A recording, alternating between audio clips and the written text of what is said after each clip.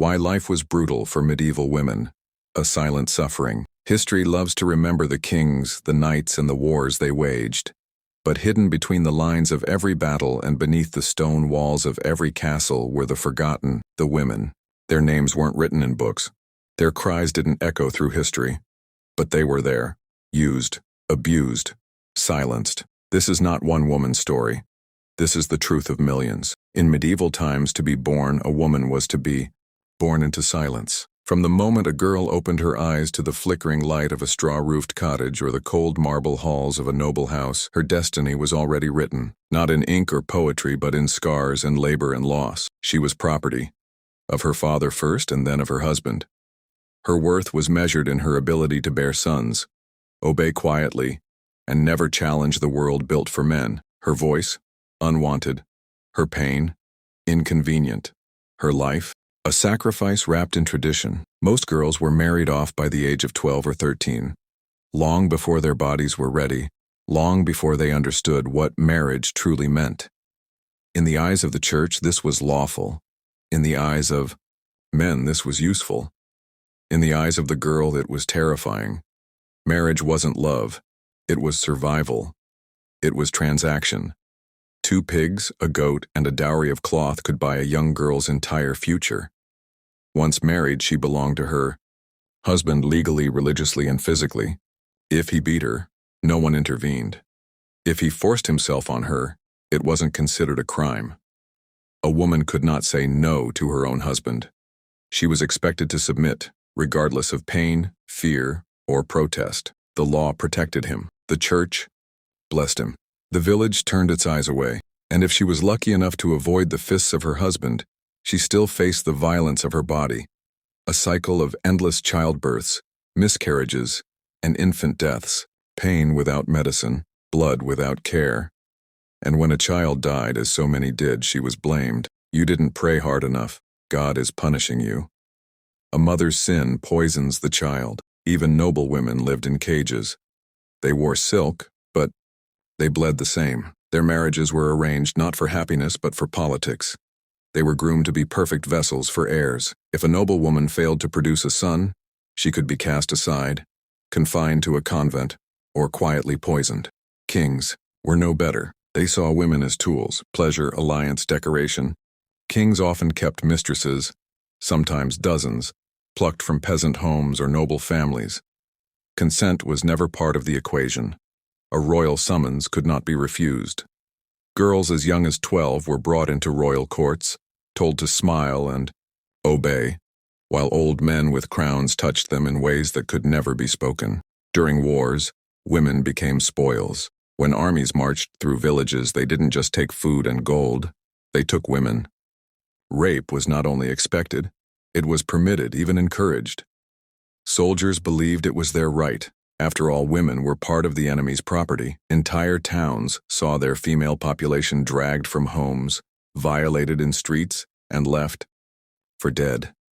Mothers were killed trying to protect daughters. Sisters disappeared. Wives were returned to husbands broken, silent, forever changed. No justice came. No knight in shining armor. Just silence. In some regions, women were accused of witchcraft just for being different, for knowing herbs, for having opinions, or for being poor and alone. They were burned alive, drowned in rivers, or hung in public squares. And all it took was one whisper: she is dangerous. The truth? These women weren't dangerous. They were inconvenient. The church told women they were the daughters of Eve, the origin of sin, the reason man fell from paradise. Obedience was their salvation, silence their virtue, suffering their divine duty. They were taught to hate their own minds and bodies, to cover themselves, to bow, to never desire, never question, never lead. Even in the rare cases where a woman gained power, like Eleanor of Aquitaine or Joan of Arc, her path was steeped in blood and betrayal. Joan led armies, heard voices, and inspired hope. But what did the church do? It burned her. Because a woman with power was a threat. Yet despite it all, they endured. They worked in fields, bore children, healed wounds, sang lullabies, and carried grief in their bones. They stitched clothes, kneaded bread, and raised generations with hands cracked from labor and hearts hollowed by loss. They did all of this while being told they were less intelligent, less important, less human. And still they survived, not because they were weak, but because they were forced to be strong. You will not find their names in most history books. You will not hear their voices in old scrolls. But their stories are written in the quiet, in the places history forgot to look. This was the brutal truth of life for medieval women. Not a single story, but a million untold ones. Each woman a ghost whispering from the past. And this is only the beginning. Shadows in silence. There were no safe places for women in the medieval world. Not in castles, not in villages, not even in convents. Behind the thick stone walls of noble households, power came at a steep price. A noblewoman could have servants, gold, gowns of velvet, but she still had no true freedom. Her duties were dictated by her husband's ambition, her body by his will. If he died, her lands could be seized. If he lived, her voice could be buried. And if she disobeyed, she could be locked away, sometimes in towers, sometimes in nunnery walls, forced to live out her days praying to a god who never spoke back. In the rural cottages where peasants lived, women carried burdens from dawn till dusk. They woke before the sun to fetch water, milk goats, bake bread, clean children, harvest crops. They gave birth in the same dirt-stained straw they slept on. There were no doctors, no midwives in many places, only whispered prayers in the hope of surviving one more day. Their hands were calloused, their spines bent before age 30. They bled monthly without rest, gave birth without medicine, and buried child after child with swollen eyes and empty arms. There was no time to mourn.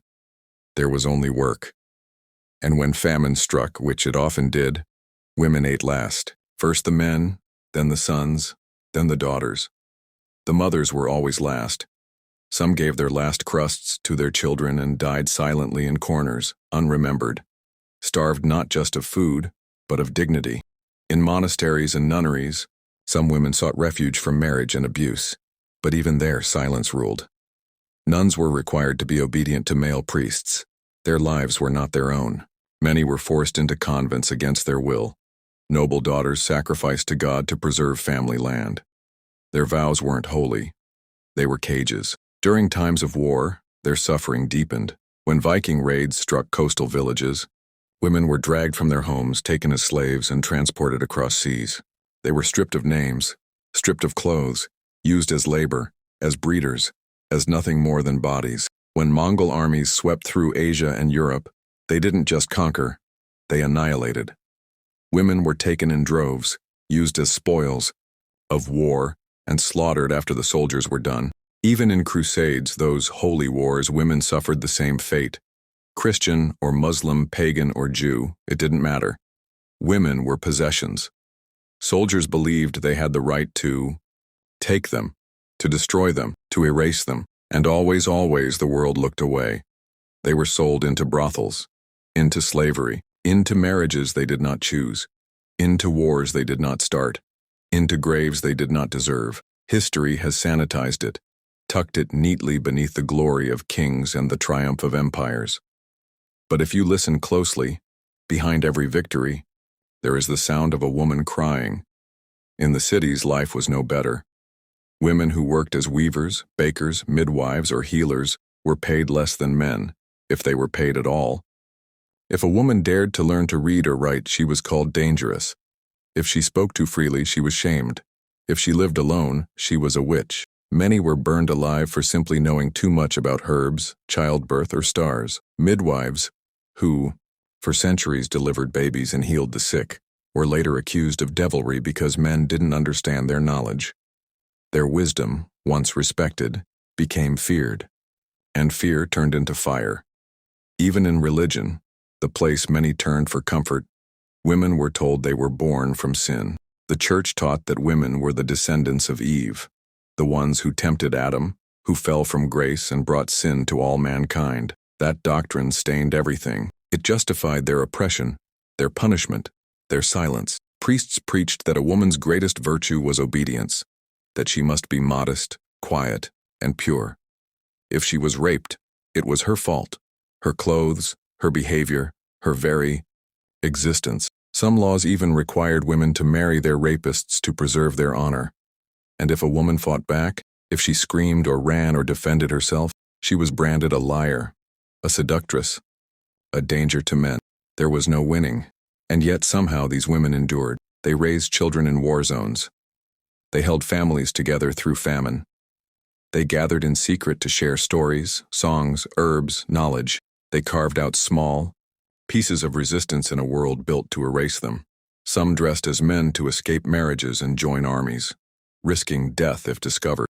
Others passed on secret teachings, protected their daughters, taught them to survive even when the world refused to see them. A few broke through. Christine de Pizan, one of the first female writers in Europe, used her words to fight back against the idea that women were inferior. Hildegard of Bingen, a nun, defied the church to write music, science, and theology. But they were exceptions, bright sparks in a world cloaked in shadow. Most women had no voice, but they had strength. They endured not because they were allowed to, but because they refused to vanish. And in doing so, they laid the foundation for everything that would come after. Today we speak of freedom, equality, and rights. But that road was built on the backs of women who lived and died in silence. Women who never knew the word freedom, but carved it into history through their survival. Their stories were never written, but they lived them. They lived them in blood, in tears, in childbirth and battlefield. They lived them behind the walls of castles and in the ashes of burned villages.